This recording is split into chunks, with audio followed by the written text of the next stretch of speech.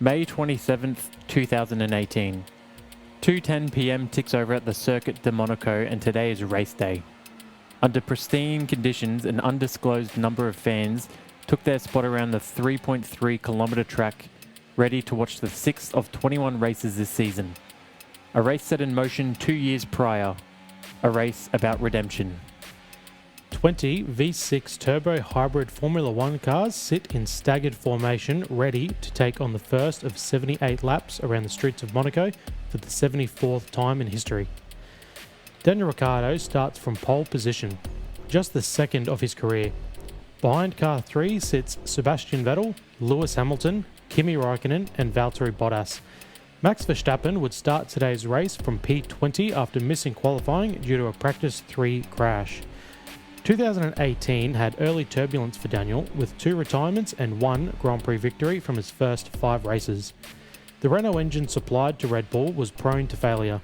This was not ideal due to the new for 2018 rule restriction of 3 engines before a penalty was implemented.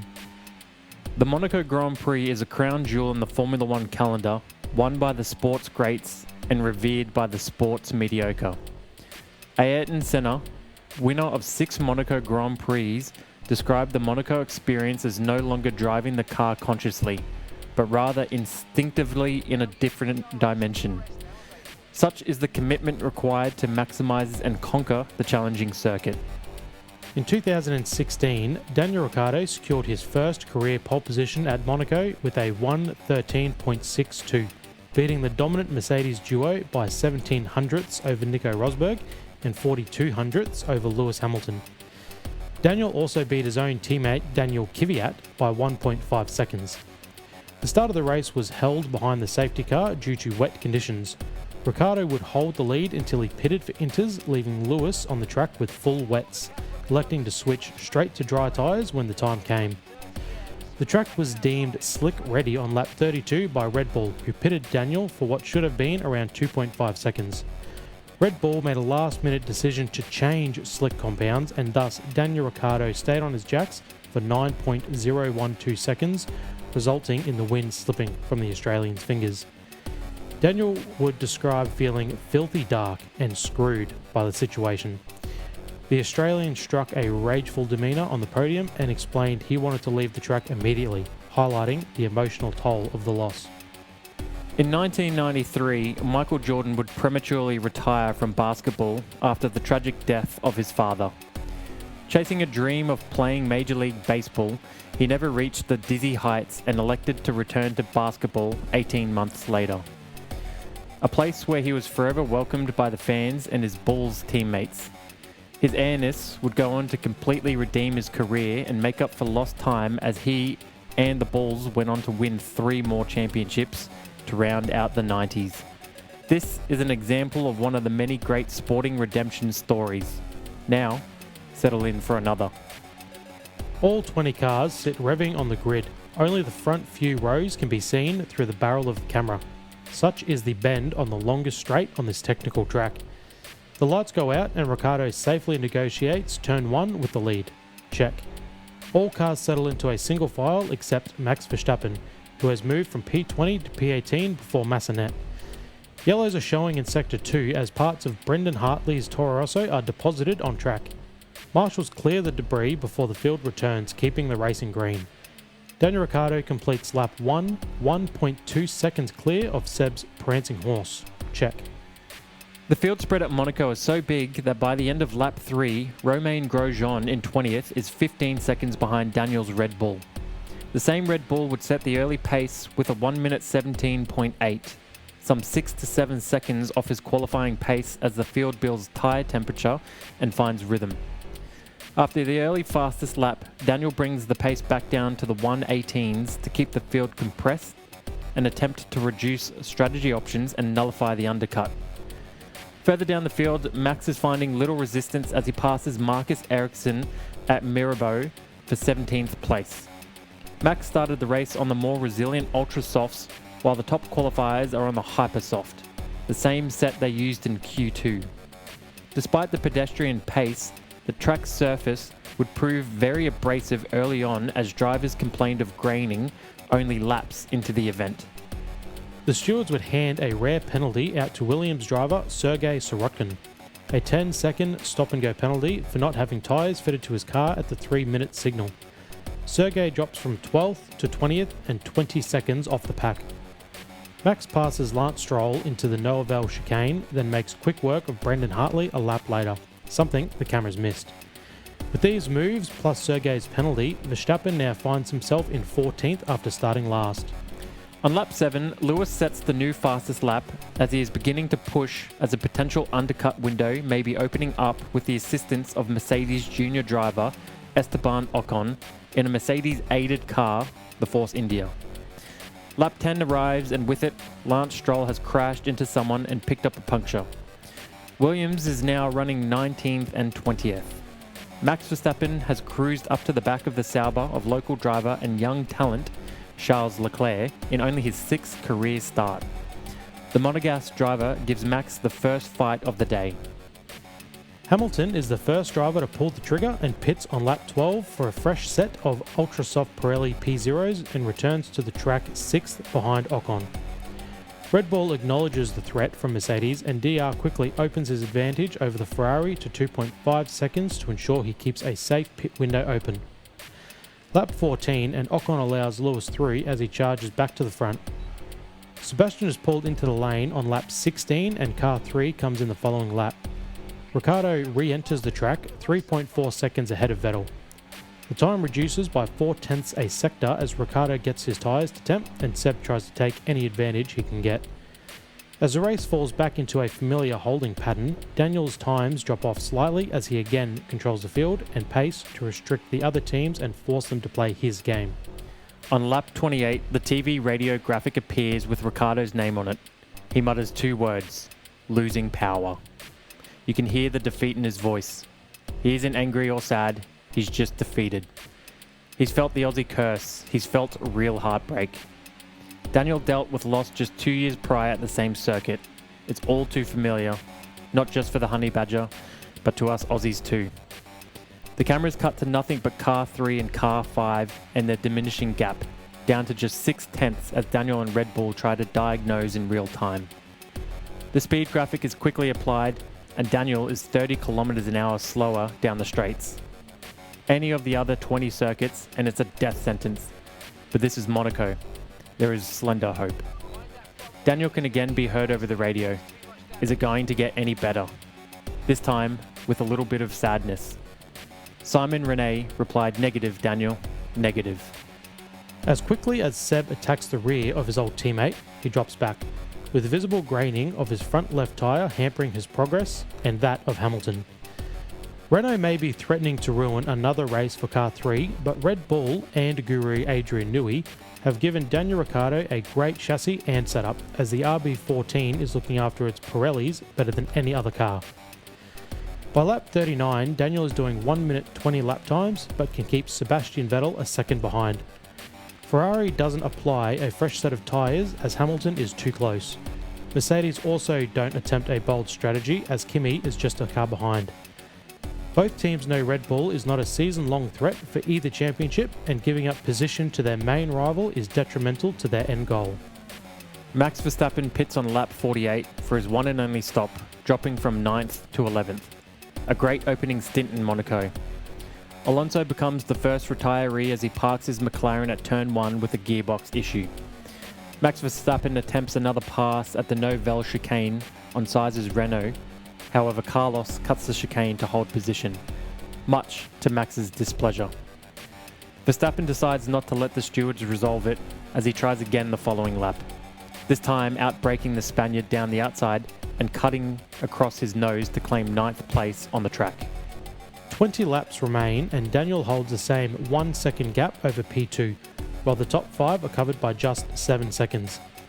Such is the pace of car 3. Max Verstappen takes the new fastest lap of a 1 minute 14.8, almost 3 seconds quicker than his ailing teammate. But Daniel, determined, is now able to get down into the 117s as he adapts to the requirements of his crippled RB14. With only 15 laps to go and the Red Bull not deteriorating further, Ricciardo can breathe a little easier, as can Australia. By lap 70, Ricciardo is told he has cleared all the lap traffic and is clear to the end. Hamilton has dropped 7 seconds off the lead as his tyres give up the fight. The race is all but over until Charles' Sauber has a braking malfunction on lap 73, sending his car into the rear of Hartley at the Novelle chicane and both drivers into a premature exit from this Grand Prix. Brendan manages to limp his Toro Rosso into the pits and Leclerc gets his car deep into the runoff zone. This, paired with the fact that the momentum of the accident took all the debris into the runoff with Charles, meant it was only 1.5 laps of VSC. Despite the severity of the accident, it has had minimal impact on the race. Daniel Ricciardo restarts with Seb 1 second behind, but the Ferrari could not turn his tyres on after the cooldown and quickly slips to 5 seconds behind the Aussie, cementing the win. DR takes the checkered flag on lap 78 and claims redemption at Monaco. That same threatening radio graphic appears. This time, Ricciardo's voice is content. Not ecstatic, not overjoyed. Cheers, boys. Redemption. Daniel Ricciardo had righted the wrongs of 2 years prior and put his name in line with the greats, winning the crown jewel of Monaco. Daniel was an unachievable fastest lap away from a Grand Slam. What would have been his one and only? This Monaco GP victory would be win 7 in his still young and prosperous career, but his younger and quickly challenging teammate Max Verstappen had one hand on the reins at Red Bull. Despite having 2 out of the first 6 race wins of 2018, Daniel was out of contract with speculation regarding his impending move to either Ferrari or Mercedes, his talents warranting a big team. Time, though, would prove Ricciardo made the fateful move to join Cyril's Renault Formula One team and ultimately began the decline of his career. Ricciardo's Renault highlight would be a 2020 podium after he already signed with McLaren. His move to the Papaya was another negative one as he struggled to keep pace with a young Lando Norris. Daniel Ricciardo won a masterclass 2021 Monza Grand Prix for the team's first win since 2013. We, personally, will forever remember that DR snatched a McLaren win before Lando Norris. Daniel Ricciardo, the last of the late breakers, the Honey Badger, was a worthy replacement to Mark Webber in the eyes of Australia. We enjoyed every laugh, smile, and dominant moment on track. Only one question remains. Is this Daniel Ricciardo's most memorable Formula One moment?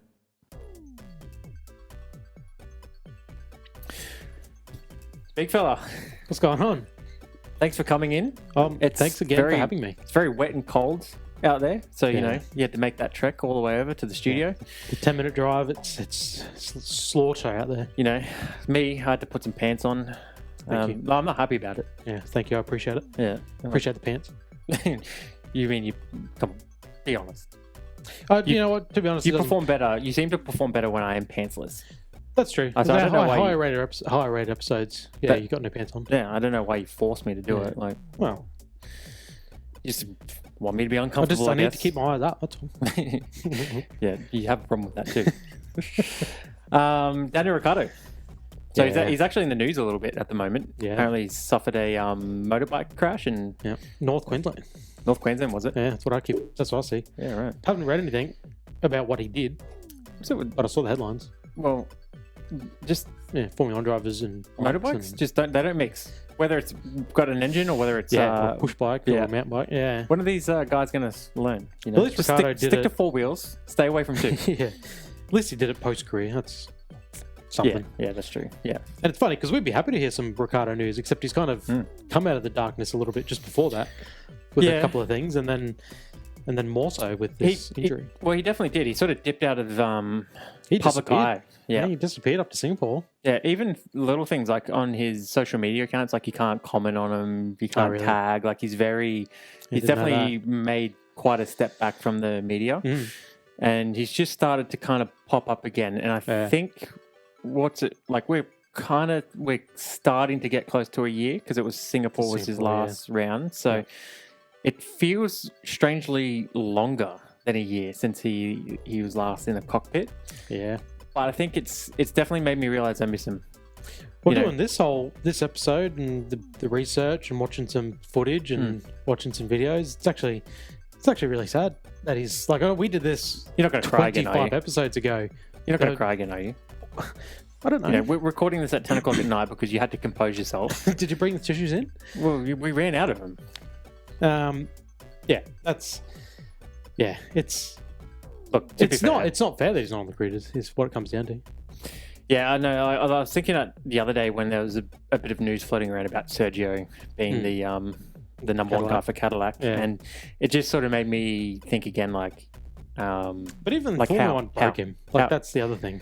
Well, yeah. I mean, that's the thing, right? I mean, the way he was mentally, where he was as a driver on the grid at the end, it wasn't that nice to watch. No, that's the thing. Like, it was again, painful. watching some stuff, he got through his Red Bull, happy, smile and laugh and making jokes on the grid, in the paddock, in the media pen, even in McLaren. Like, as much as he was sort of not treated right there, like, even still, he wasn't broken yet. Yeah. He look, I'm sure he's going to be fine. Oh, absolutely. We've purchased a couple of his bottles of wine. Now, I don't really drink wine, do you? I don't drink wine at all. So I hope it's good. This is out of my realm. So this is his what's this called? Ric. Was it DR3? DR3 wines, yeah. This is a red, so we thought we'll red. I imagine it tastes good being red. Well, can't be wrong. It's going to be fast at least. Yeah, to drink it quicker. Yeah, he should have driven more red cuts. So he's got our $40 because that's how much it costs. This one, $40. We do have another one to come later. Yep. So, you know, this might be considered like the racing balls, and that one over there might be considered the Red Bull of wines between the two of them. Yeah. Okay. So you reckon this is the shitter one? Just going off, price and. Well, the other one is $80. So look, we've contributed to Daniel Ricciardo's retirement fund. Yeah. Honestly, anything we can do to help Daniel, reach out, let us know. We're happy to do our bit. When was the last time you reckon you had a cheeky glass of red? Have you ever had a cheeky glass of red? Yeah, I don't know. Probably not. I've had white, maybe like Christmas. I can't say. Once a year, you get it out. Yeah, get a glass of something, You definitely strike me as more of a beer man. Yeah.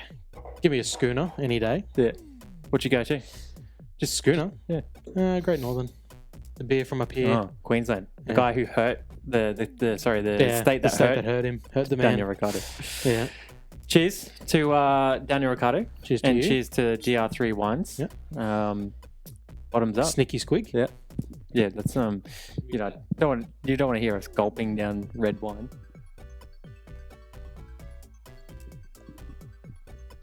I won't say anything bad about Daniel Ricciardo. Good, bad, or otherwise. So does that mean you don't like it? That's just fine. As I said, I'm not a wine guy. I don't know how you talk about wine. Yes, I've seen watch movies. You sniff it. You smell it. Smells you do good. the swirl. Smells like wine. That's a good start. It tastes like wine. It definitely tastes like wine. It's like it's got like a heavy taste. Like, how do you describe wine? It's like heavy. It's warm. Well, it is warm. Yeah. Are they meant to be refrigerated? I don't think usually. Yeah. Oh. I mean, if you know it's warm, but it's kind of like your brown liquor's warm. 4 years aged, 2021. Wow. Yep. You can really taste that come through. Good season. 2021. The aged grapes. Daniel's aged grapes. All right. So whilst we're enjoying a cheeky glass of red, we've got to get through this one before we can start the next one. So we'll sip away as we chit chat. Yeah. Look, I'm looking forward to seeing you get nice and loosey goosey, as what can the man himself would say. The man himself. Is that what he says? Loosey goosey. Come on.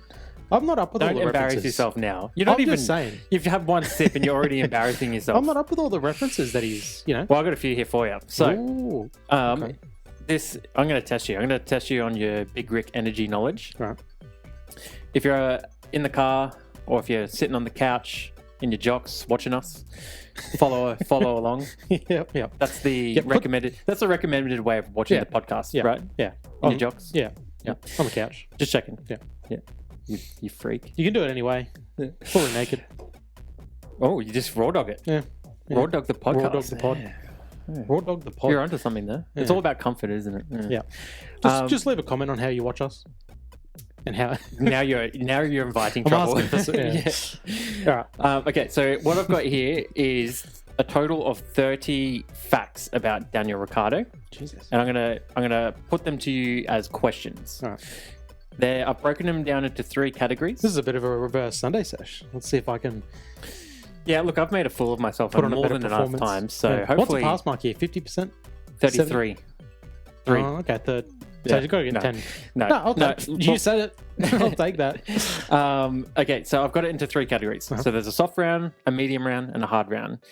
Pretty Nice. self-explanatory. Yep. Each round, the facts will get a little bit harder. Yep. Okay.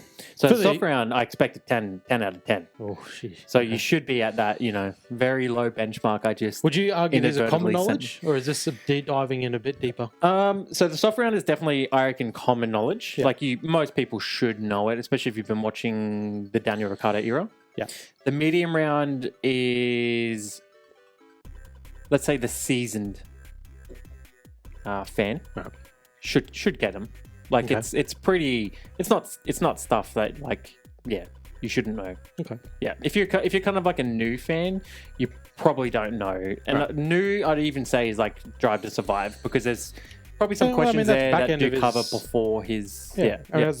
as the retelling there And- dives into it, kind of dwindles off after that. Then the hard stuff is stuff that I'm definitely trying to stump you. Yeah.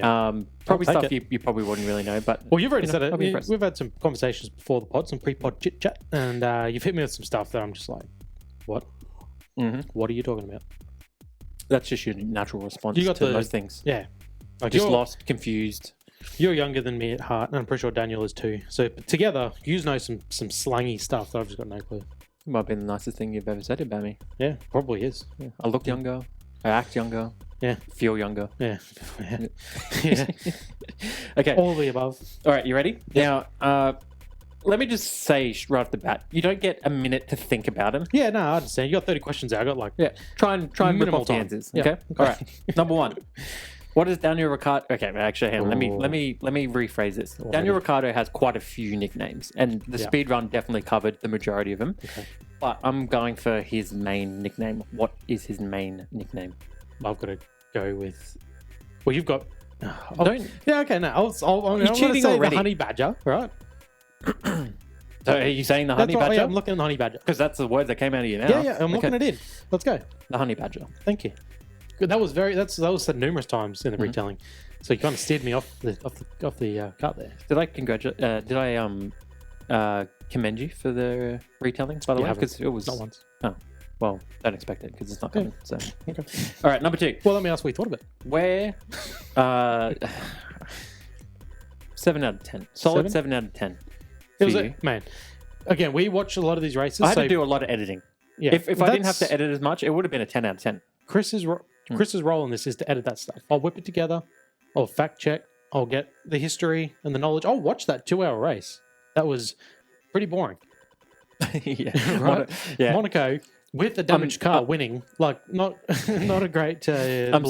sorry I had to, But- condemn you to such torture. Yeah, and that was your decision this race. Monaco Yeah. is boring at the best of times, let alone when Daniel Ricciardo snags a win. So. With the damaged car. Yeah. Yeah. Okay. Question number 2. Where was Daniel Ricciardo born? Perth. Oh, wow. You didn't even think twice about that I was one. hoping you weren't going to Wait, buy wait. something more specific. What state is Perth in? Western Australia. Yeah, okay. Ding, ding, ding. Just checking. Okay. You could stump me. Geography is not my strong suit. We've established that. Yep. Number 3. How many GP wins did Daniel Ricciardo have? 8. Okay, you look at the confidence. Yeah, I'm pretty happy with myself at this point. It's the wine, isn't it? It could be. Brings out the confidence. Number 4. What track did Daniel Ricciardo debut at? Oh, now you got me. Ooh.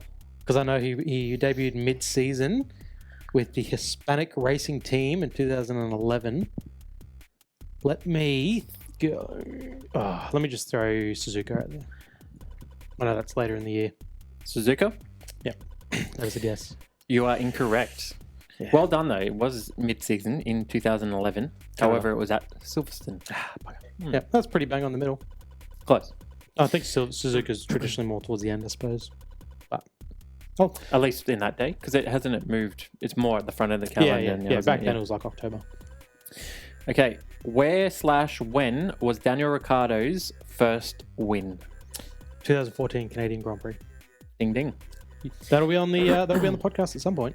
Oh, you got that one in the works? Yeah. Oh, spoilers. Spoilers. I've got to let the spoilers out. Keep people keen. Number 6. Where/when was Daniel Ricciardo's last win? Monza 2021. That was a good Sunday night, wasn't it? You know, I remember staying up and watching that with you over the headset. Mm-hmm. Yeah. Yeah, I remember that race unfolding, and even before the incident between Lulu and MaxiPad, The I was incident. pretty confident of You know things going Dan's way. That incident was hype. Yeah, that was a great race. That was a great race. Like that is a We should rewatch that. yeah, race. and that'll be on the pod at some point. We just gotta. Okay. It's gotta be. How much right? work are you It's signing me gotta up be for? It's who knows? Years. I run maybe? shit around here, all right? Hey, if you want to do some of these retellings, if you got the time, you can. No, I'm good. Okay, number 7. Sometimes you've just got to lick. Stamp and send it. Good job. Had me nervous. yeah. I See if I could do a Brundle. I saw the little. What is he? Post the letter or whatever. That's the Brundle moment of the year. Goddamn boomers. Yeah. Even when round you one, yeah. post the letter and send it or whatever he said. Yeah, not even close. Even when you like him, you kind of just you just shake your head and just Brundle. You're right. Just sit down. Is the old fella. Go to bed, old man. Yeah. Post the letter. That's such a pom. Well, that's a pommy take on it. Post the letter. Yeah. Just put it in the mailbox and then put it in the red one. And the car takes it and lick the stamp. Place it in the right hand corner. Make sure you pay for it. Number 8. His aggressive braking style has earned him the title of The last of the late breakers.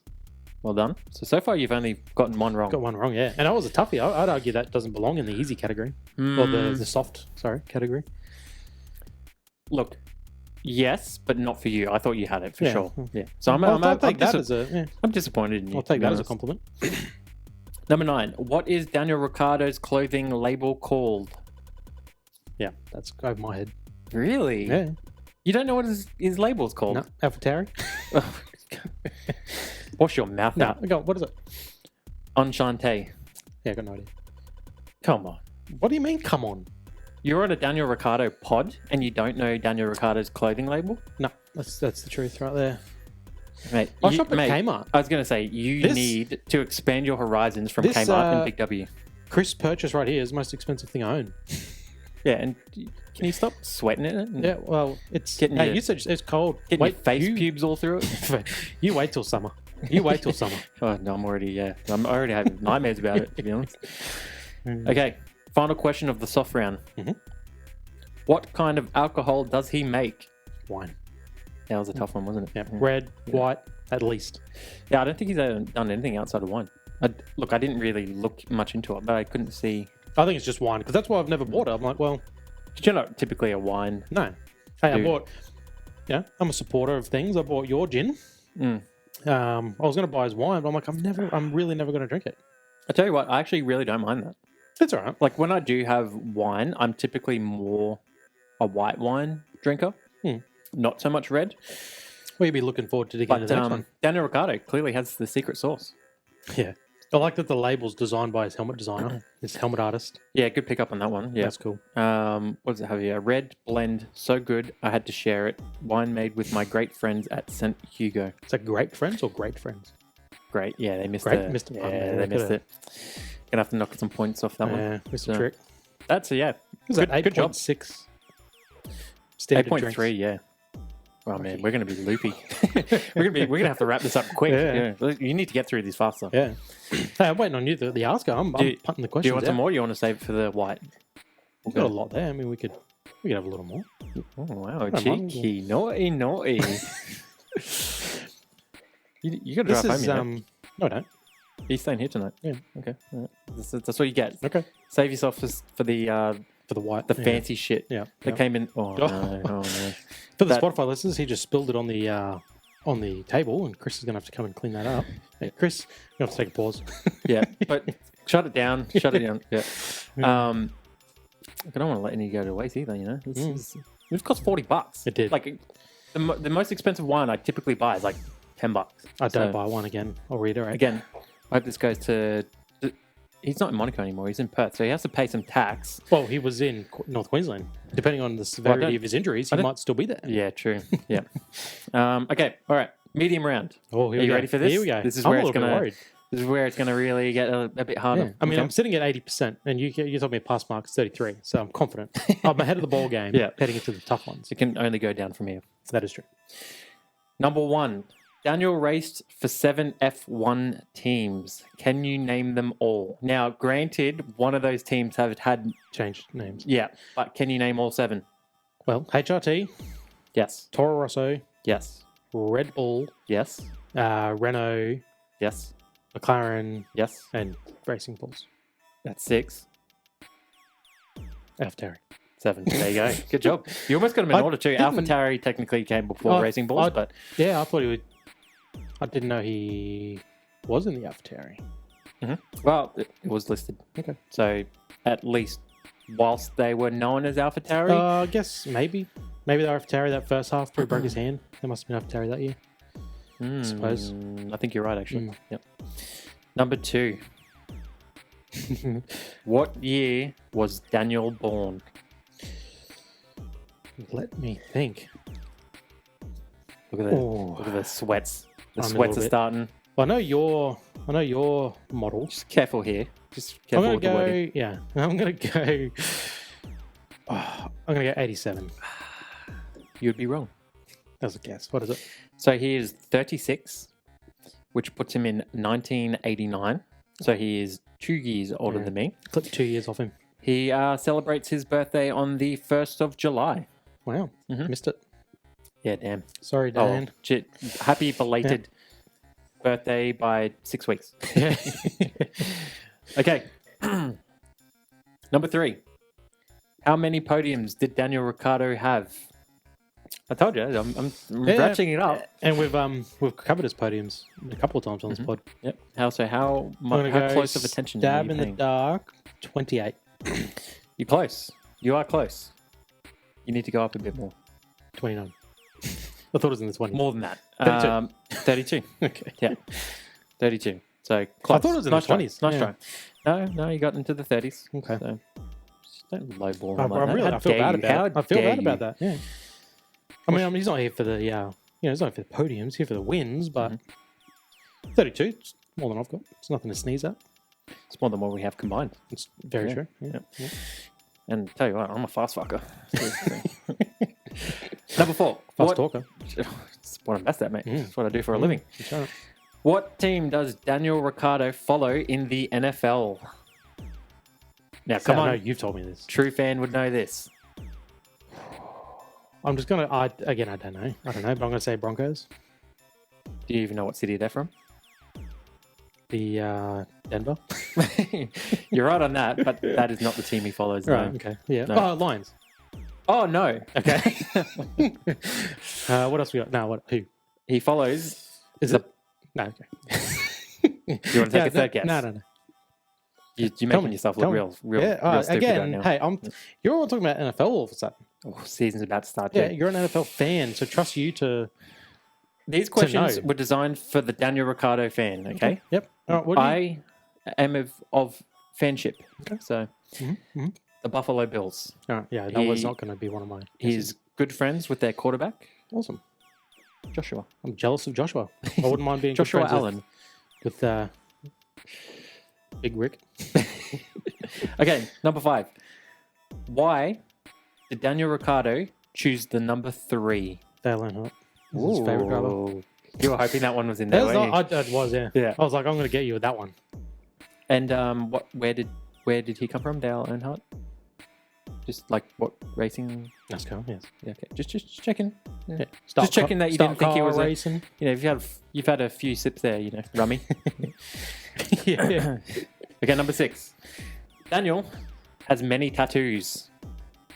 Does, yes. What does he have tattooed on his left forearm?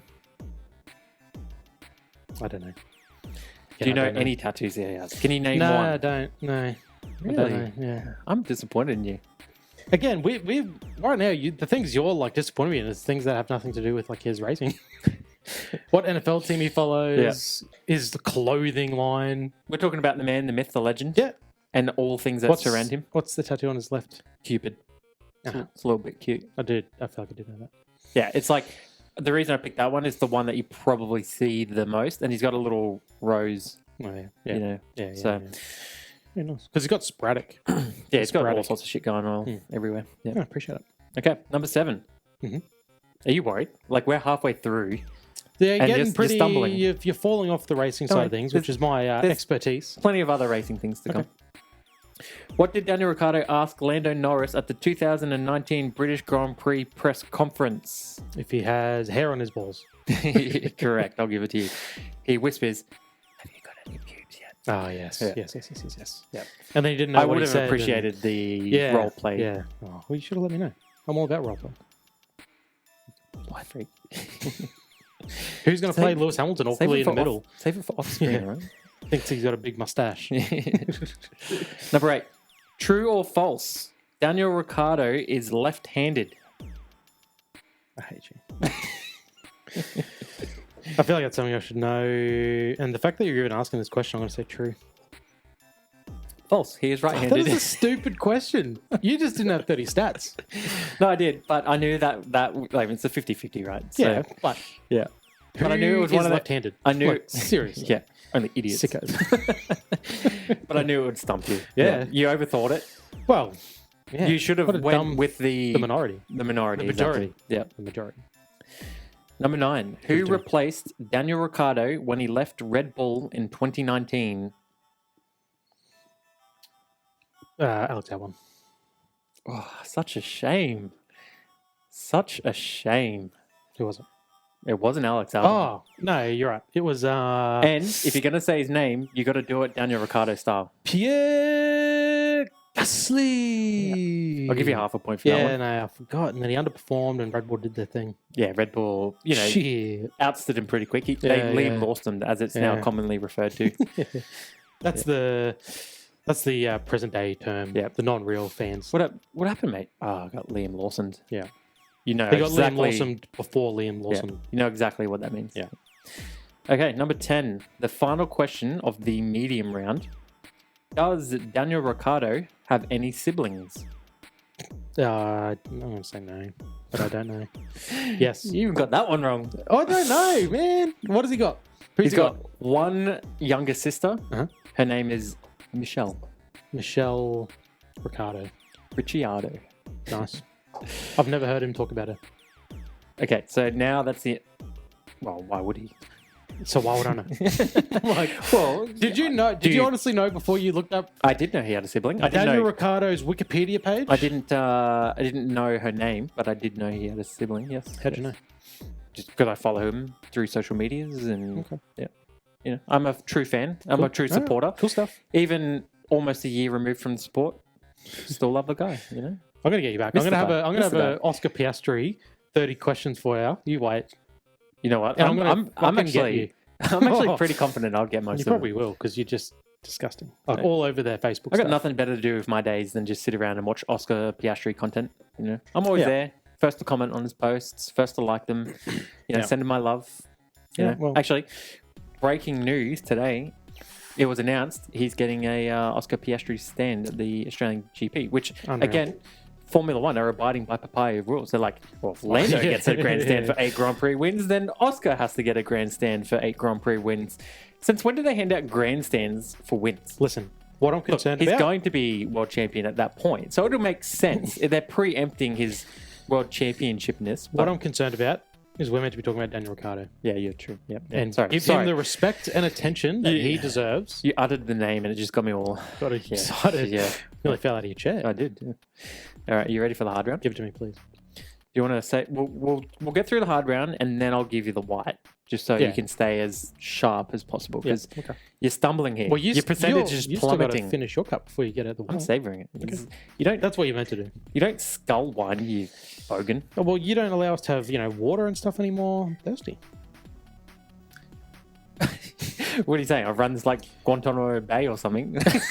I've never once said take Yeah. your water. You're You like, know, get it off here. if Get it your out. fat ass could get water in and out safely with all this electrical equipment, I wouldn't have to ban you. But okay, you ready? Well, yeah. How in your mind? How long was this going to take? Probably. Look, I was going to rattle them off real quick, and it was going to be like 10 minutes. Because but you're the one yeah. holding this segment up. I'm having fun. Yeah, it's Okay. great fun. What, you're not having fun? I'm having fun when you ask me good questions. Just shut your mouth and listen. All right, give it to me. Give it to me hard. How many Grand Prix entries did Daniel Ricciardo have? 249.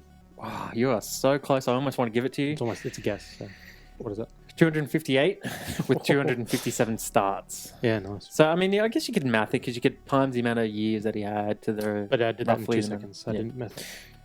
I'll give you half a point. I'll take it. How many pole positions did Daniel Ricciardo have? 3. Ooh, bravo. I actually didn't think you're going to get that because Monaco 2018 was his second. So I was like, wow, he only had 2. He had 2 at Monaco. Yeah. And then he only managed 1 other pole somewhere in his career. Yeah. Well, after that.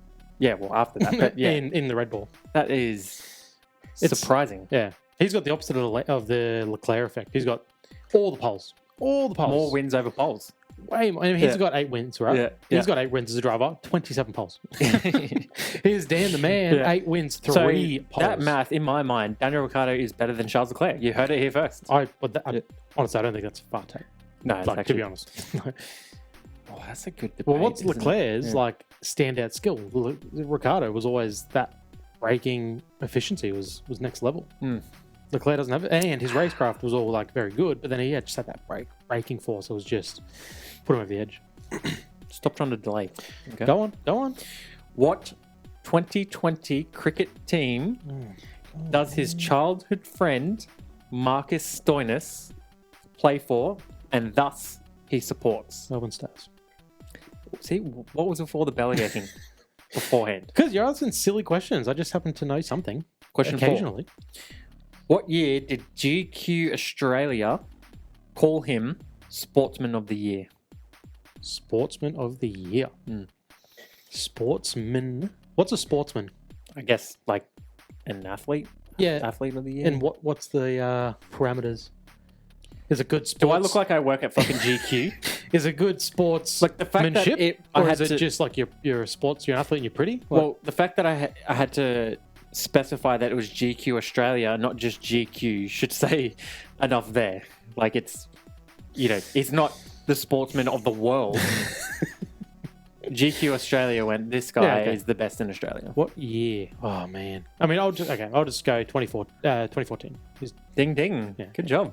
Yeah. His proper debut season, and he got his Red Bull debut season, and he picked up 3 wins. So was that his best season, or was it the year after? Definitely the year after. Because he finished 3rd in the constructors with Red Bull 1 season. It would have been 2014. Had to have been. He was best of the rest. Okay. Question 5. Where/when did Daniel Ricciardo first perform the shoey? 2014.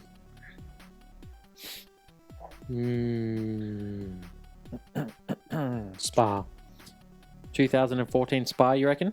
Yeah. What if I told you it was in 2016? Really? Mm-hmm. Shit. I don't know what races he won in 2016, to be honest with you. The first time he unveiled the shoey to the world and bestowed everyone with its... What would you call that? Aura? Yep. Was the 2016 German Grand Prix, where he came 2nd. See, the thing about the shoey for me, I saw it elsewhere first. Yeah, he wasn't the first person to ever do the shoey. No. He definitely adopted it and kind of I saw made it here his. first. Shout out to David Reynolds of the Viet Supercars. He won Gold Coast 2015. So my maths. So what are you saying? He was the first Aussie driver to perform the shoey? That's the first one I ever saw. It would have been 2015 Gold Coast, David Reynolds, shoey on the podium. So then everyone, naturally, Ricciardo's a bigger character, giving him the praise. In my mind, I was always like, yeah, he made it probably what it is, but I've seen it elsewhere before him. Yeah, okay. All right. Who knows if he adapted it? Can you save that shit for the Davey Reynolds episode that we're never going to do? Ouch. Copy that. Well, I don't watch the Supercars, so. No, I know that. Okay, you ready? I'm a motorsports fan, you see. All right, this one is a little bit of a deep dive, so pay attention. What did Daniel Ricciardo say over the radio when he took Renault's 2nd podium in the 2020 season? So it's like an iconic Ricciardo message over the radio. Pizza, pizza, pizza. Ooh, I like the guess, but no, you're wrong. Okay. Yeah. He said, holy mac and cheese balls. See, this is the stuff we need and miss. Like, seriously. When's pizza, pizza, pizza then? Look, you want the full disclosure? The reason why I have these questions in here is because they're more likely to go viral. Oh, Okay. okay. No one gives a shit about how many GP entries he had. No one cares about that. Hey, I appreciate the honesty, and I'm on board. Chris, cut that out, please. Now keep it in for the fan base. Number 7. So you got 4 questions remaining. Yep. Can I just say, You're not going to know this the one. ambiance This in is here- this is hard. the ambiance in here is really nice, with a little bit of wine, just the lighting, Should we just pod the shadow all the effects. time with $40 wine? I think so. Yeah, okay. Yeah. It's very romantic, isn't it? Yeah, it's really nice in here. You got the heater on. It's just like warm, I know. comfortable. I know how to flirt. You know, Yeah. I know how to wine I'm very and dine. I'm enjoying myself. You're never going to go home now. Great, you're going to be here forever. How many laps did Daniel Ricciardo lead in Formula One? Now, I'll give you a 10% buffer either side of the guess because obviously you're not going to 600. 600. Wow. Did you even think about this? Yep. Daniel Ricciardo led a total of 340 Formula One laps. How's that 10% look? No, I You're didn't think about you're it. off. I was, by I was thinking, 200%. I was like, all right, 9 Grand Prix wins, Mhm. average of 6 Yep. D laps probably. So you just Yeah, round that all, up to all 10. I'm hearing is you're wrong. Round it up to 10 Formula gives you 600. He probably led some Grand Prix he didn't win. Yeah.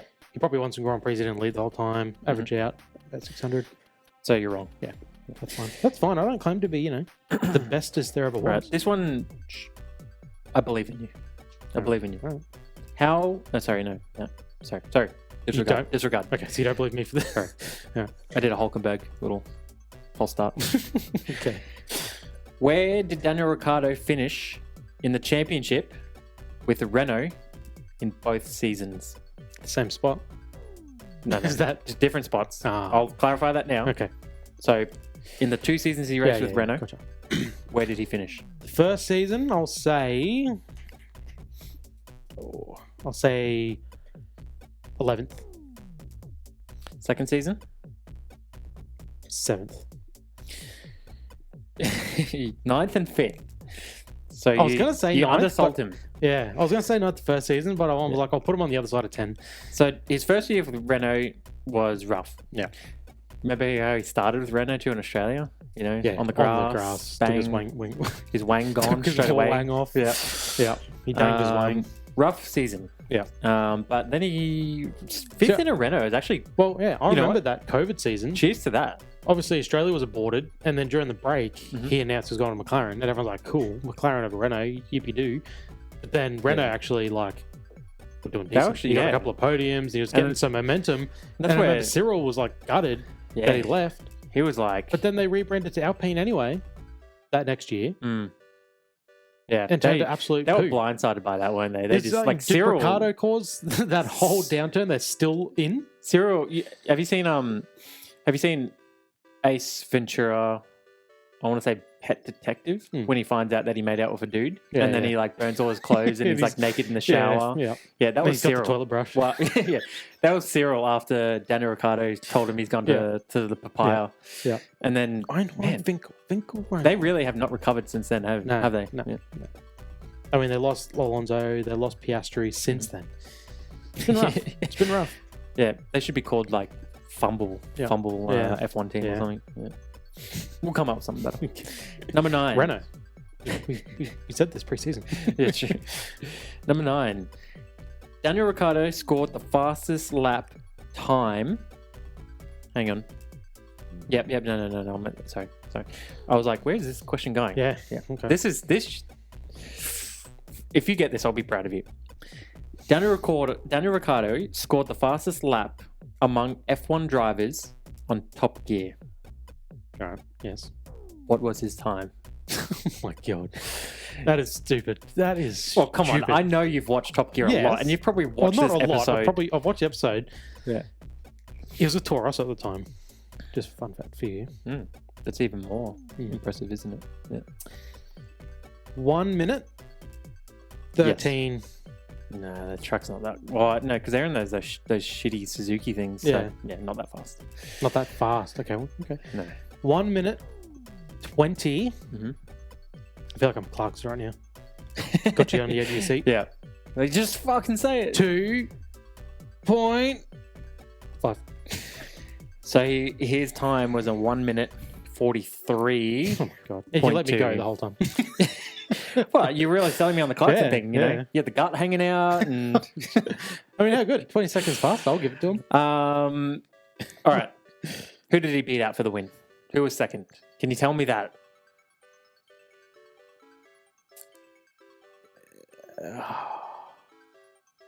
I feel like it's someone... I feel like I want to say it's not someone you'd expect. It wasn't a top driver. Am I right or wrong? You're way off. Okay, was it Hamilton? Yeah, it was. Yeah, that was my thought. Maybe it was after Ricciardo. I swear it was like Massa or Barrichello. Like ended up being the fastest. Someone that's not like your top dog. I got the last question for you. Yep. Now it's actually a trick question. Oh, great. So this will segue us into the. After asking me what lap time he did on Top Gear 13 years ago, this is a trick question. This will segue us into the talking points for Monaco, and we'll very nice packaging. Now this does have a wax seal, I think, and Looks that way. And a cork. Uh-huh. I'm kind of scared to open it. Yeah. Do you want to do the honors? Oh, I can try.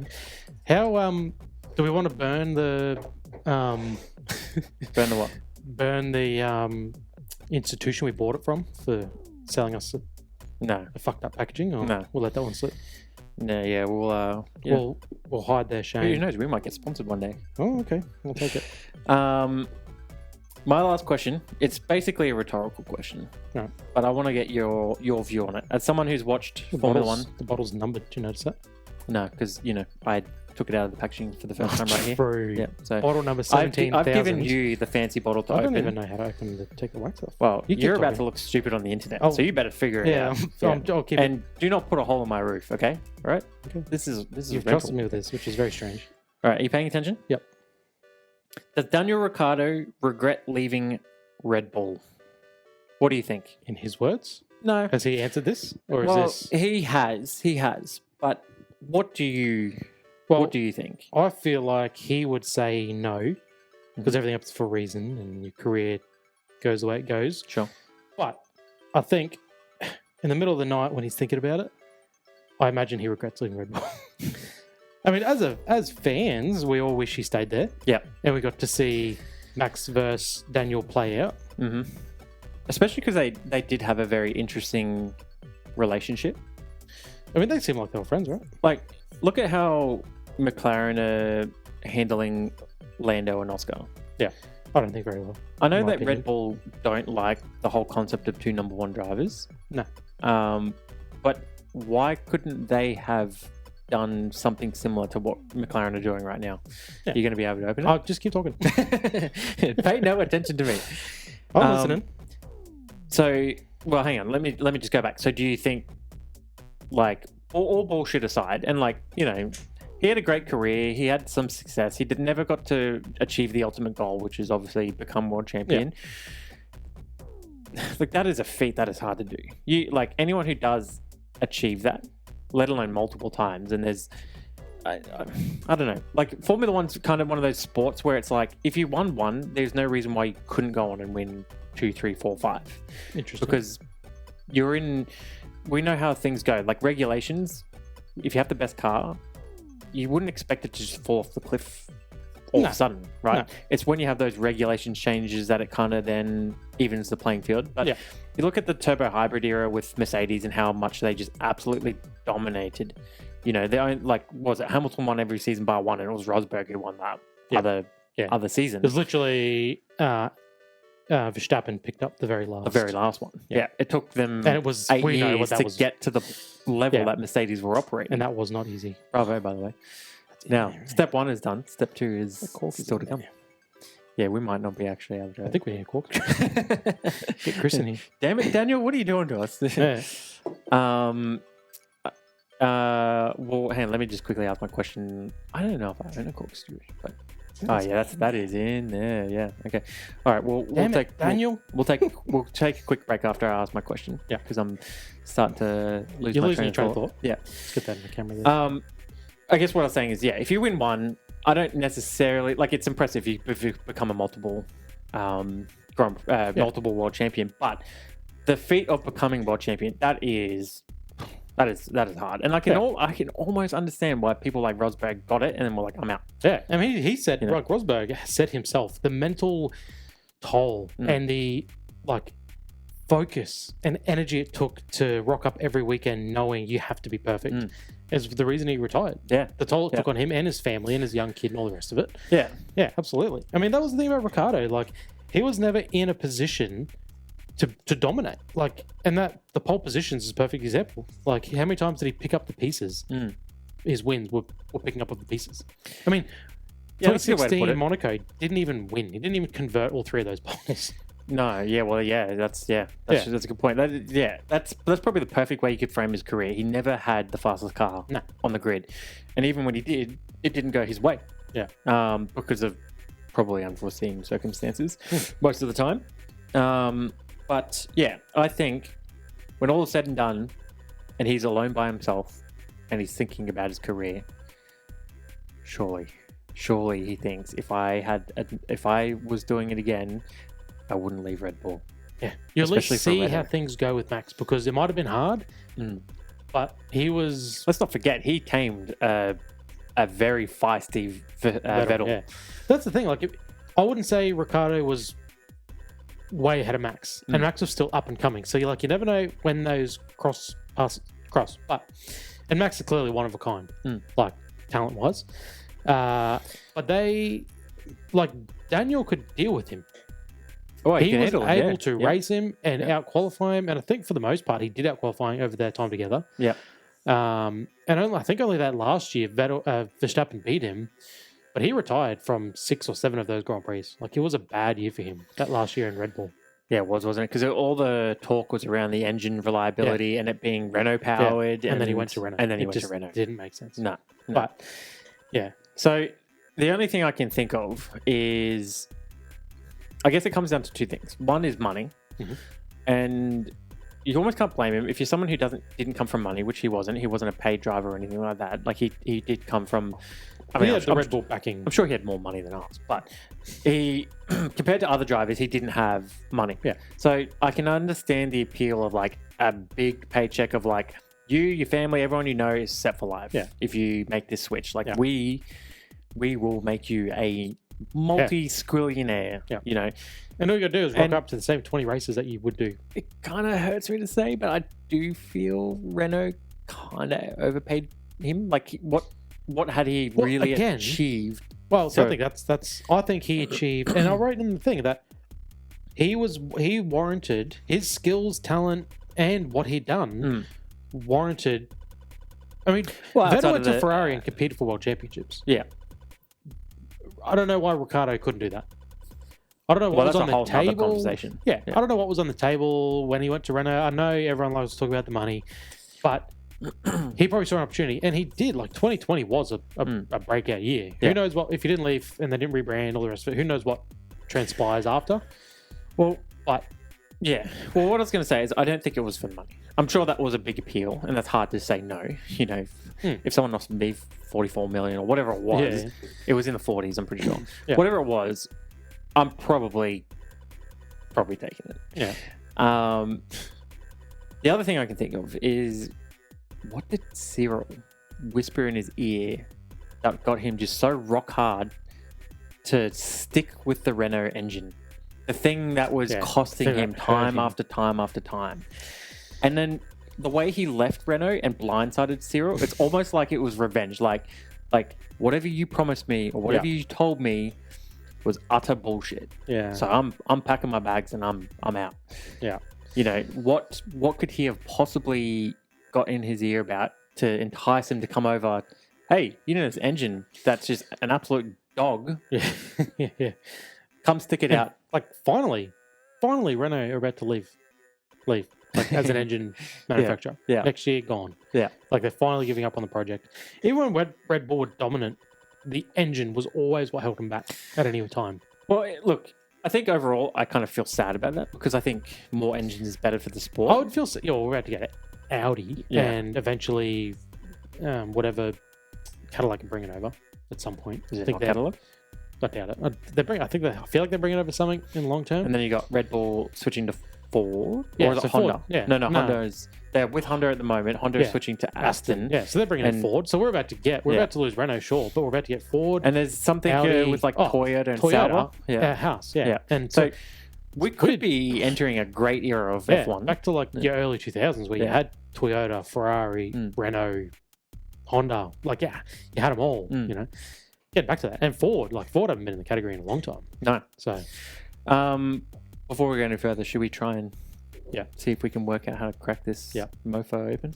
yeah. All right. Tip for Dan, don't shove the fucking cork in there so It's like a butt plug. it's tight. All right. Let's take a quick break. Yeah. So we won't disclose what we had to go through in order to, Do you want to start every pod that way, like that? This is how you know that like wine is made for boomers. Like, what 20-year-old has a corkscrew in their house? Yeah. That when you buy a fancy bottle of wine, you're like, guys, it's all right. I'll just pull out my corkscrew and we'll, And you have some wine paraphernalia here. We got, but apparently no corkscrew. Anyway, this smells amazing. Mm-hmm. It was worth performing surgery on to get to it. So There's some ulterior methods used. Nothing. Oh, this is red as well. I'm not expecting it to be red. You know what? I wonder. No. They gave me the right one. I was going to say, I wonder if they gave me the wrong one. I'm not going to lie. Like, I'm not a wine drinker, but I expected white wine to not be red. Yeah, it's definitely not white wine. If you're tripping all over your phone. Oh, yeah, shit. This is... Look, I've got to say... The podcast... We're clearly drunk. The podcast has had... I've got to say, right? If Daniel wants to listen to us and take anything on board, that cork needs to change. And clearly something with the funnel of the spout. Like, it was like... The bottle was deep throating the cork, essentially. But anyway. So this is the DR3 sent Hugo. Look at that. What did our podcast become? We're talking about gambling. We're drinking. What's next? This is a wine tasting tour this week. Crack on air or something? Yeah. Well, I just got to... Anyway, cheers. Cheers. And again, cheers to Daniel Ricciardo. He is missed. Yeah. This smells a lot like the other one. It smells double the price. It smells like red wine. Double the price. Double the price. Yeah. Well played, sir. Well played. He made the same thing, repackaged it, and went, slap another 40 on there. It just tastes like more. I was going to say, do you notice a difference between that one and the one that you had before? It tastes like more of everything. more warm. More like wine. More petrol. Yeah. Stronger. It's got to be stronger. 8.3, exactly the same. Now that's suspicious. They are literally both 8.3 bottles on 750 mils. Bro's just repackaged it and gone, slap another 40 on there. Like, look at the box that come in. Smart man. He's smarter than we even gave him credit for. That box is fancy. Had a fancy sleeve. Yeah.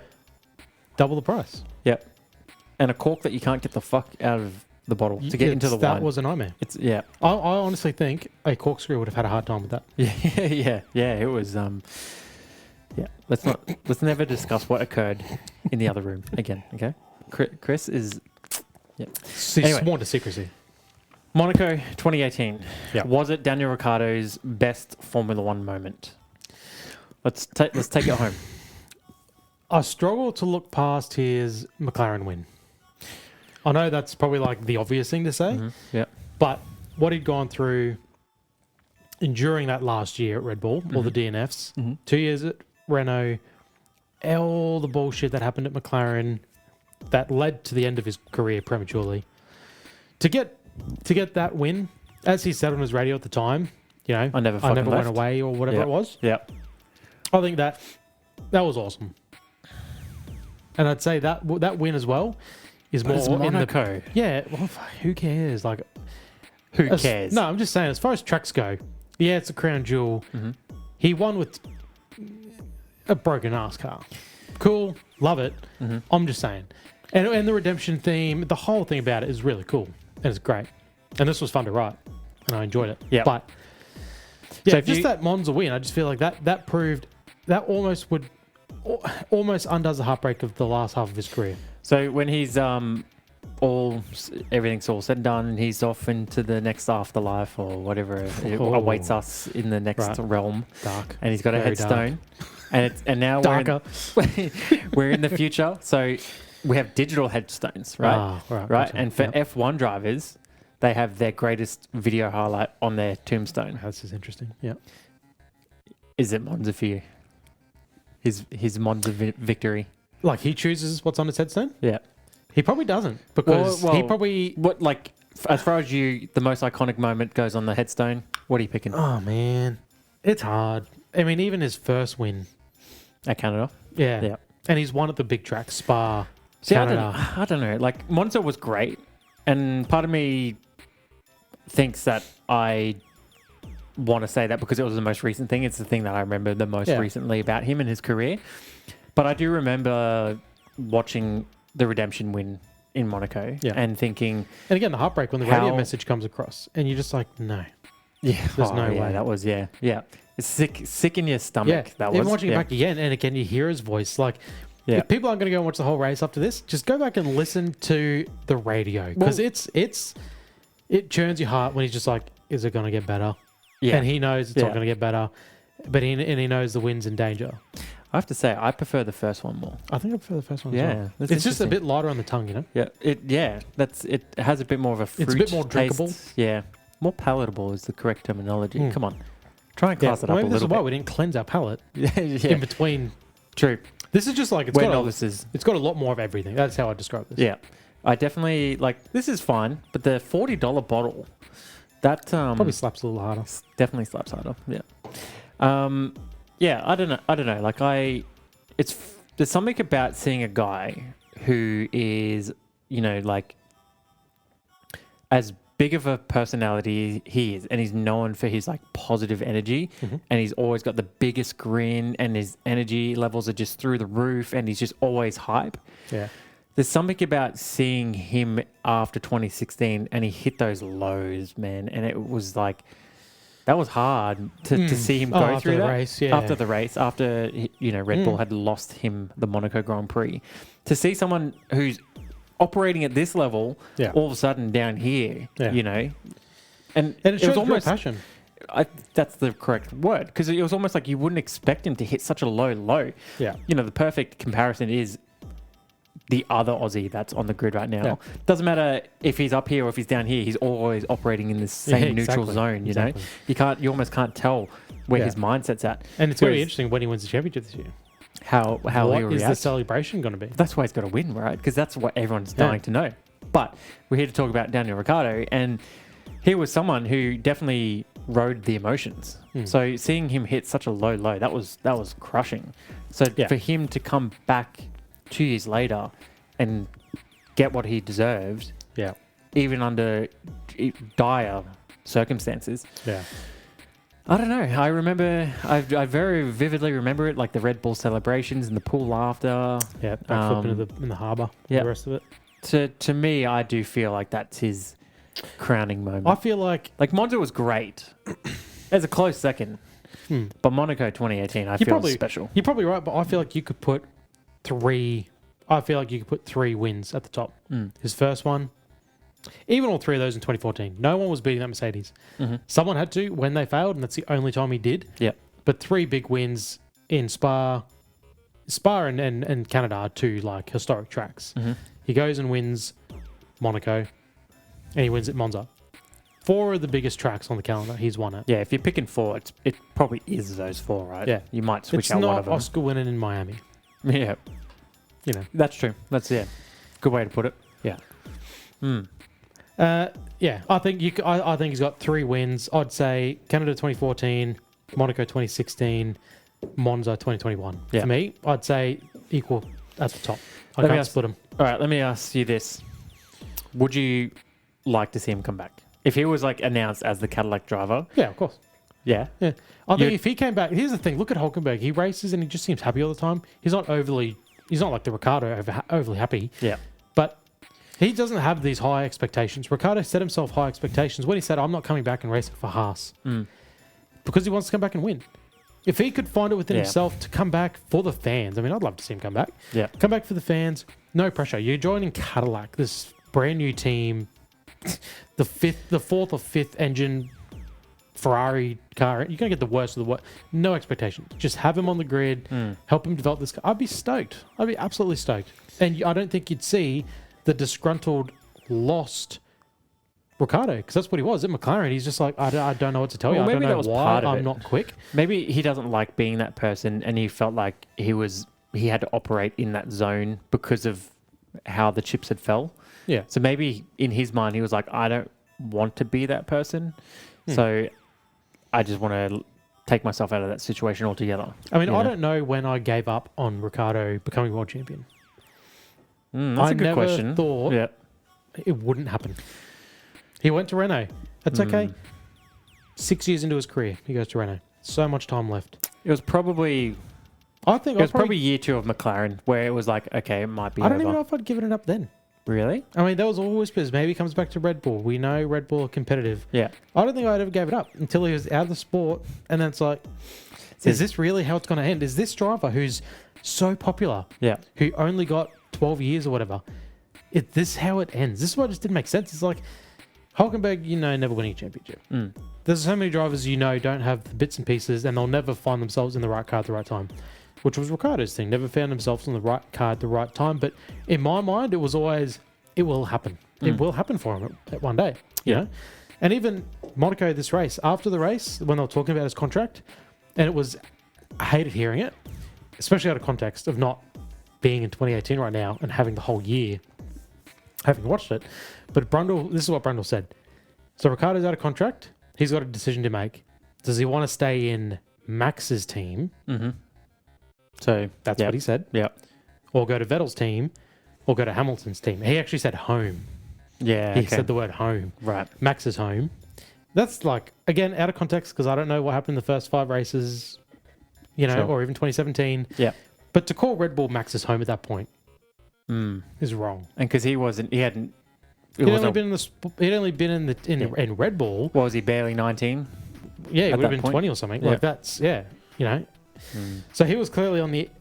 If that was the feeling at the time, like, no wonder he left. So do you think, do you think that the Red Bull as a team, I mean, I guess we kind of already know the answer. They shifted their focus to Verstappen, and they were like, oh, this is the guy. Yeah. And put full support behind him. Whether there was pressure from, Max's dad to be like, hey, I've got my son, he's very talented. If you don't back him, we're taking our team elsewhere. Who knows? But do you think Ricciardo, at the end of the day, do you think he did run from a fight? Do you think that it was a case of like... there's running from a fight, but there's also running from an uneven fight. That might be where he was at. He could probably see how things were going, and he's losing the team despite good results. Yeah. Again, that was round 6. He'd won 2. He DNF'd from 2, and he had like a 4th and a 5th, or a 4th and 2 5ths or something, whoever the math is there. So like he was doing pretty well, but the car just was retiring, and that's how that year went on. So it's like stuff's going against him, yet the team are losing him, or he's losing the team through no fault of his own. In that case, I don't blame you for leaving. I don't blame you for going, fuck you. I'm going to go to Renault, make something of myself, prove to everyone that I can still be the man to lead a team forward. And I think he did that at Renault to lesser degrees, but... You're selling me on it. I mean, it was before the cork incident. We were talking about what could have prompted him to make that move. Yeah. And I think that's probably the right answer. It probably isn't anything that Cyril said. It probably isn't the money. It probably is the Max Verstappen camp coming in and the Red Bull shifting their focus and him being in a very precarious situation of like all of a sudden you're going to be number 2. The media's going to know it. We're going to treat you as such. And you're going to come to work every day knowing you can be the best on the grid, but being shown and told that you're not. Through no fault of your own. You've done your thing for the last 4 years. You've kept your end of the bargain. You've performed really well for us. You push Vettel out of the team. Not that they wanted that, but like performance-wise. Yep. And then within 4 years, they're taking it away from him. So I don't think running from the battle is the right word. It's proving you can be better than what Red Bull are telling you can be. What could have been, huh? It's a shame. Many like it's probably look, I do look back at look. Formula One has changed a lot in the last few years, like massively, almost to an unrecognizable point. When you go back and you watch these races in like 2016, 2017, 2018, you can already feel how different it was then. Yeah. And I feel very nostalgic for it. And it's not even that long ago, but I do look at F1 in that era and think, I miss it. I already miss it. What it was before, where it is now. And I'm not necessarily saying that it was better then or it's better now. I'm just saying it was different and simpler almost. Like there's just certain things about the sport that I miss that it's lost. It feels like to me, not only before Drive to Survive, before they went to Foxtel. Picturing waking up and being able to turn on Channel 10 in Australia, yep. on your TV to watch the Formula One. And we've spoken about it, the half an hour pre-show and post-show and whatever. Yeah. The local stuff. That's all you got. Yeah. Whereas now it feels so much bigger because you got... Practice never used to be televised, ever. Now you can watch, 3 hours of practice plus probably another 3 hours of pre and post stuff. And then you got all of the qualifying, all of the race, Ted's notebook, just goes on and on and on. And still, we've got a 3-season mid-season gap. And it's 3 week. And it's probably the shortest mid-season gap that you typically get. Yeah. And still, I find myself sitting here going, 2 more weeks. Are you fucking kidding me, man? Come on. Like, we have never been so spoiled of content, and yet anyway, what I was going to say is I do look back fondly on that Ricciardo era, and I would love to have seen him become world champion. And, I mean, I know there's some people that probably look at... People align themselves with the driver who's kind of at the sport in the time that they're watching. Yeah. So you could almost argue that Piastri belongs to like the younger generation because he's 24. He's now where you're pushing 30. I'm in my 30s. We probably were more of that Ricciardo era. And then you had the Webber era that was probably more of the Gen X's sort of, that was their guy. Yeah. So there is part of me that I do look at the Ricciardo era and miss it and think, I did believe that he was going to be world champion and do feel a little bit bummed that he didn't get to experience that. I think you've summed that up perfectly because when I think, again, start of the year, we pretty much worked out Webber's career length, very similar to Ricciardo's. But when I think of Webber, especially in Red Bull, I think of him as an elder statesman. Yeah. Real veteran of the sport. Yeah. But in the reality, he only had 12, 13 seasons, same as Ricciardo. But I feel like Ricciardo was real shortchanged. He should still be on the grid today and for the next 4 years. Like, it almost feels like, and this is what I was trying to say before, Ricciardo's 2021 win, it feels like it's in a different era from his 2014 win. I feel like the 2021 win proves he can win in the modern day against Max, against peak Hamilton, or at the very end of his peak Hamilton. He can win with today's drivers, Norris. But then his 2014 to 18 wins proves he could win in the older generation. Again, Hamilton, peak of his powers, Vettel, peak of his powers. He can win in both those generations, but I feel like he was stuck in between both at the same time. He didn't get a generation of his own. He didn't get his own run. No. He got the back end, the back end of a lot of them and the start of a lot of these, and he was stuck in between. He never got his own time. Still found a way to leave his mark on the sport though, didn't he? Yeah, even if it wasn't in the way that we all hoped it would be, and he, I'm sure, hoped it would be. 8 wins, I think. 8 wins, I was always like, that is solid impressive. Effort. That's a solid effort. But now we've seen Oscar Piastri to reel off. Yeah, in his 3rd season, he's hit that mark, and completely different situation. So you can't say black and blue, black and white, that Oscar's the better driver, and he's, I mean. Results, people will only remember the history books and what the results say. I mean, but it goes to show, like, Oscar's career, he gets announced as Alpine's driver. The first thing he does is tweet that I'm not driving for Alpine. I'm going to McLaren. Yeah. And McLaren didn't really have anything to show for either. No, so it was even terrible. Like that announcement was like, it's kind of like a sidestep. Like, is that really good? Like, at the time, I do remember thinking I much prefer him being in the McLaren than... because Alpine's just stupid. But that was mixed as well with feelings of like, well, like, he just took Daniel Ricciardo's seat. Like, that Yeah. kind of sucks as And well. this is the thing about Piastri. When he came into the sport, no interest. I had no interest in him. Oh, I remember. Because I was just like... Even when he was in the sport and he was starting to... Yeah. You know... I hate to admit that, but... I remember you. I remember Dad. Yeah. It was only sort of last year we probably... Started to really go, all right, like he's... And it probably come at, we lost Ricciardo. And then we got this Piastri who shows no emotion, which now is fine. Yeah, but we're it's acclimatized polar to that. opposites. And it's just like, man, like I remember when he joined McLaren, and McLaren were the worst team on the grid for that stretch of time. And I was like, this is good. Yeah. This is good. This is what, it's not Ricciardo's fault. It's, but, now, Oscar, if you're listening, it's all good. Like, we're friends. Yeah. I would just say, Oscar, if you're listening, I've been a day one. You have. Yes, I mean, that was. I remember him coming up through the junior programs, and you're like, oh, it's the Oscar guy. And it's like, oh, I'm keen for him to come in. Yeah. But just not in those circumstances. Look, we'll wrap it up, but I'll sort of end on here. I do like that, at the moment on the grid, there's 4 Brits, right?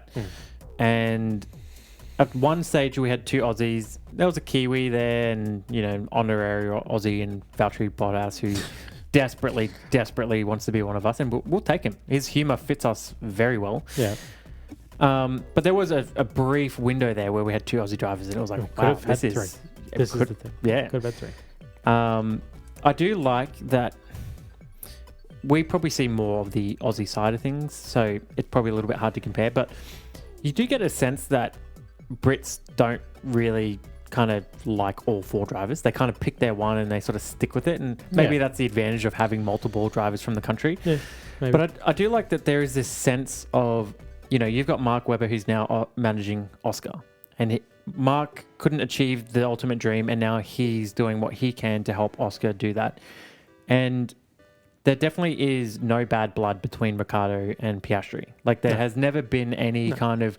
It's every driver understands what the sport is. Yeah, and like I think they understand what the sport is, but they also understand what it means to Australian racing culture and how desperate we are to see an Aussie make that leap into world championship territory. Yeah. And whilst Daniel's pretty removed from the sport right now, when at the tail end of his career, he seemed to be very buddy with Piastri. There wasn't any kind of like, oh, this young guy's coming through and now he's the new thing, he's the new shiny thing, and I'm the old thing. And we saw him when he broke his hand. It was, if it wasn't Piastri that he was lining up, does he just turn and crash into the car and not break his hand? Yeah, bro? like, how often do you just see that situation doesn't happen? Yeah, I mean, I have to say, like, going from Webber to Ricciardo to Piastri, pretty proud of those 3 drivers and what they've accomplished in their careers for Australia on the racing front. And they're 3 very different drivers, and they've had 3 very different sort of entry points into F1. Like, you've had Webber, who was outside of the Red Bull driver program, came from nothing and had to do it the hard way. Came through Mercedes and whatnot. Yeah, and then you had Ricciardo, who was a Red Bull driver program. You got the driver. traditional route into Formula 1. Yeah, and you'd argue outside of like the 2 world champions, he's probably the next best driver right there with Mark in what they've achieved, especially as teammates to someone like Vettel. Like, we've seen how many issues they've had in that second seat. And then you've got Piastri, who very different again. He came, obviously was picked up through Renault and developed through Renault into the Formula 1 category. Yeah. And then... So good, he had to miss a whole year racing. Yeah, like that's insane, right? He ripped off F3, F2, and, could be the first driver in history to win all 3 categories, if he wins F1. So very different paths, all from our racing program. So yeah. And it's good. And I'm confident, but it makes me nervous knowing Alan Jones, Mark Webber. Yeah. 20 years. 20 years. Gap. I couldn't imagine watching Formula 1 without an Australian. Truly. Like, that'd be so strange. And who do you barrack for? I tell you what, we go watch cricket. That's what we do. Well, yeah. I mean, that really, it'd make it interesting. Watching Formula 1, knowing what the races are like, not having someone to really... Well, I'll tell you right now, I used to watch the MotoGP religiously. Yeah. And then the moment Stoner hung it up, I was out. Then And then it took a little while for like Jack Miller was sort of coming in, and I was a bit half interested, but I never really got back there again. And definitely F1 sort of took over for me for sure. So yeah, I mean, Piastri he's in it for the long haul, but who knows? There could be a time when he hangs up in 15, 20 years, and then there's no one else to come through. Yeah, it can happen. All right, let's wrap it up. So overall, out of 10, I'm probably giving that like a 5. And this is from someone who doesn't really drink a lot of red wine. I think you got to mark it down for the corkness of it. That was a problem. You don't want to see what happened. The other one was a screw. So this one was good. Stick with the screw. Like honestly, for $40, I don't know if that's too much to pay for wine. I'm probably not really. You probably are paying for the Daniel Ricciardo and the 3. Yeah, I'm probably not forking out $40 for a bottle of wine. But and you know, we're from a different generation that doesn't have a lot of money. You know, we got to rent and all this sort of shit. But this was good. I would recommend anyone pick that up and you know. No, I enjoy get some Danny Rick in you any day. No, that was the shit. That one was good. All right, time for you to get the fuck out of my house. Been a long night. Yeah, it has, hasn't it? Yeah. But we're done. All right, we're done. GG's. We'll see you next week. Bye.